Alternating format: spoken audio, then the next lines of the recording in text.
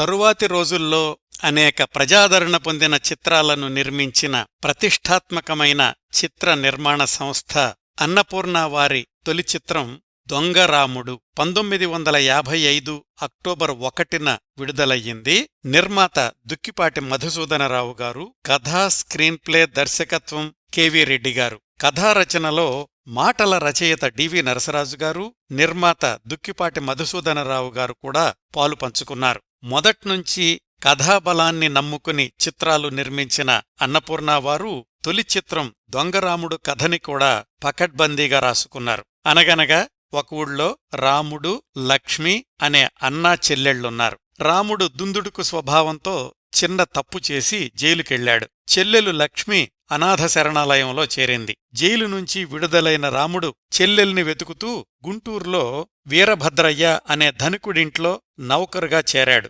కూరలమ్ముకునే సీతతో పరిచయమై ఇద్దరికీ మనసులు కలిశాయి. చెల్లెలు అనాథ శరణాలయంలో ఉందని తెలుసుకుని ఆమెను కలుసుకోవడం కోసం యజమాని ఇంట్లోనే మరోసారి దొంగతనం చేసి జైలుకెళ్లాడు రాముడు. అనాథ శరణాలయంలోని లక్ష్మి మోహన్ అనే డాక్టర్ ఇంట్లో ఆశ్రయం పొందింది. మళ్లీ జైలు నుంచి విడుదలైన రాముడు మరొకసారి హత్యానేరంలో చిక్కుకోవడం, దాన్నుంచి బయటపడి చెల్లెల్ని కలుసుకోవడం, సీతను పెళ్లి చేసుకోవడంతో కథ సుఖాంతమవుతుంది. ఈ సినిమాలోని పాటలన్నీ సముద్రాలగారు రాస్తే పెండ్యాలగారు స్వరబద్ధం చేశారు. పాటలన్నీ అత్యధిక ప్రజాదరణ పొందినవే. ముఖ్యంగా చిగురాకులలో చిలకమ్మ, రావోయి మా ఇంటికి, అనురాగము విరిసెన మొదలైనవి. ఈ చిత్రంలో టైటిల్ పాత్ర దొంగరాముడుగా అక్కినేని నాగేశ్వరరావు, సీతగా సావిత్రి, లక్ష్మిగా జమున, మోహన్ రావుగా జగ్గయ్య, బాబులుగా ఆర్ నాగేశ్వరరావు మొదలైన వారు నటించారు.